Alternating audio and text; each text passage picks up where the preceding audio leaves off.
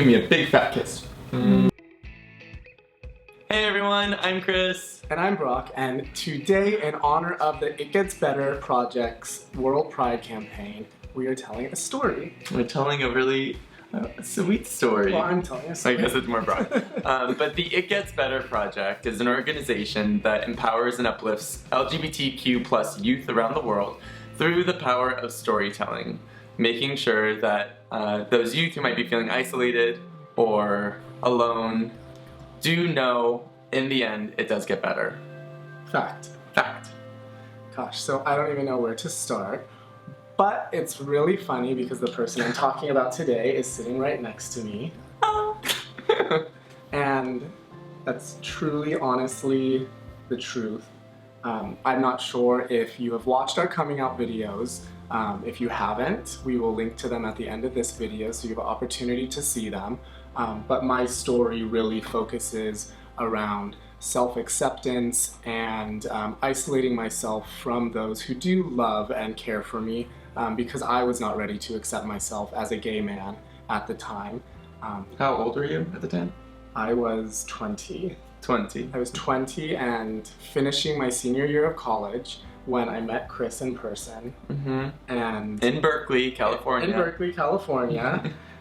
Where we also got engaged at the place where we had our first date, which I did not think was a date at the time.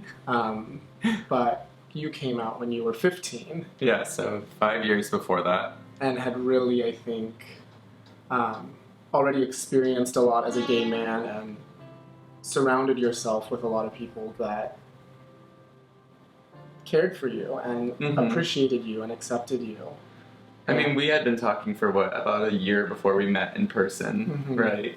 And it was really platonic, casual moments, but I know that as I was getting to know you and under the impression that Brock was straight, I felt extremely comfortable to be myself to you. Well, I just remember meeting you that day, July 24th, 2011.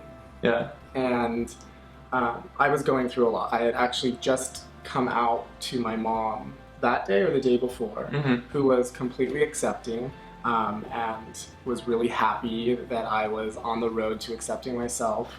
And meeting you, you had a lot to say about how I was being very hard on myself by not including people in my life who do care about me and shutting them out. And I think a lot of my journey until meeting you was that of isolating myself from people because I was isolating myself from my true self. And since meeting you, I feel like I have been on the road to continuously become a better version of myself every day and be more open and honest. And now the people that I surround myself with, my chosen family, my biological family, knows me to be, I guess, a truer version of myself. You really have been. I feel like when I met Brock in person that day in Berkeley, Brock tends to be pretty soft, on the outside and definitely on the inside. You definitely are a little. You feel like a kindness from him, and I remember when I met him, there was a subtle sadness that day, I think so. Yeah. And especially we spent so much time together after that day and ended up becoming boyfriends officially a couple weeks later. But not even like 2 weeks. I think it was quite a bit of a process of you.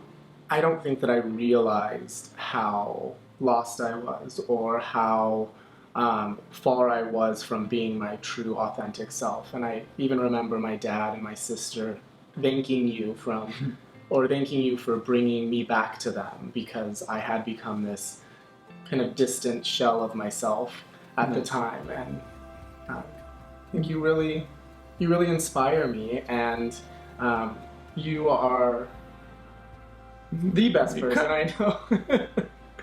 And I'm really lucky to call you my partner and my best friend. And I mean that.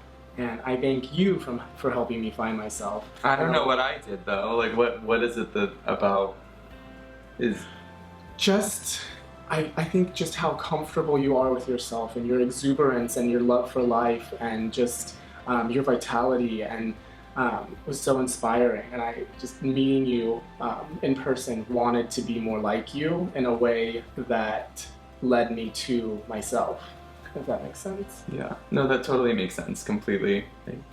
I love you.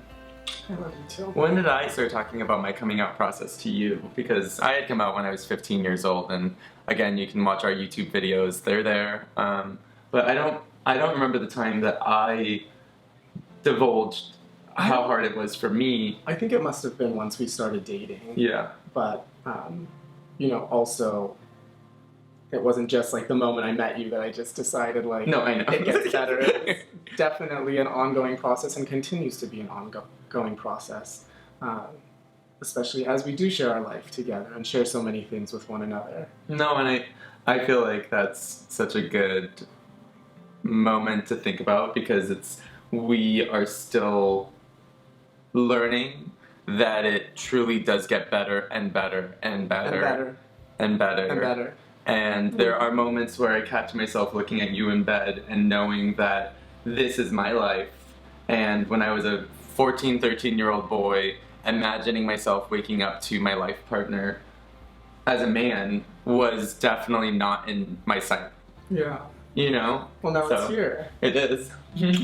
Well, I feel like also going back to your coming out story, I know that your process, and this is also, we'll link to Chris's coming out story at the end of this as well, was not an easy process for you.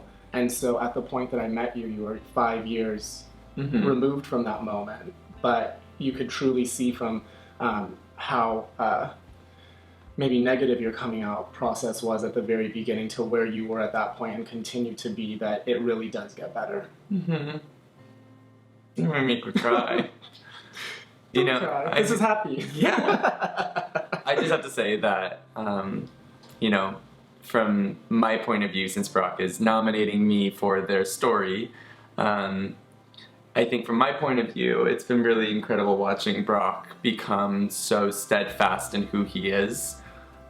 Because when I did meet Brock, I knew that there was an earnestness that was there that I had never met before or had ever seen in other people. I'm getting choked up talking about this. And when we sat down, especially that day in Berkeley at the pizza place, Brock just literally was harping so much on himself for how he had isolated, like you said, isolated himself from people who really did love him and found himself in situations that weren't making him feel fulfilled. And I mean, I remember that day you saying you need to stop harping. you know, I was like, stop harping! I'll never forget that. It also was a moment where it's like, let's talk about something else. I'm like, the pizza's here, let's eat. You're like, you're here, you're queer, be happy. And let's eat pizza. And let's eat pizza. Honestly though. Yeah. I love you. I And love thank you you too. for being you. Thank you for being you. Thank you for being my everything. Oh, that's so cheesy. But you know, we really wanted to sit down and make sure that we did share a little bit of a story to help with the storytelling that It Gets Better has already done. Because we know from personal experience that even not just LGBTQ plus youth, but anyone in their 20s, 30s, 40s, 50s, 60s, and so on, the process of loving yourself is an ongoing process. Self-acceptance is, Yeah. it never ends. It never ends. No matter who you are, no matter what your orientation, sexuality, gender, non-gender, it doesn't matter. It's a process. And every day is a moment for you to see that that day is better than the last. And every day is better than the last. Yeah. Okay, lastly, so this is for It Gets Better, and they have a big Their Story social media campaign. So if you have anyone that you would like to nominate that you believe has inspired you to live your true life, Or if you want, yeah. or even just share your Share own story for It Gets Better, the more stories that we share, the more people that are affected around the world for the better. And visibility is so important.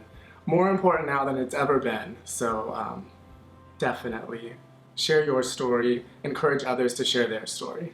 Yeah. And anyways, we're Yummertime. You can also follow us on Instagram, Twitter. We tweet sometimes. Sometimes not enough. Facebook, we're on there sometimes. Instagram Live. Yeah. And then make sure to subscribe to our channel if you like us. Or don't. Subscribe if you don't like us. What's not to like? Anyways, we love you all so much. Love you. Thank you so much for watching, and happy Pride. Yeah, and thank you for nominating me. Happy Pride, everyone.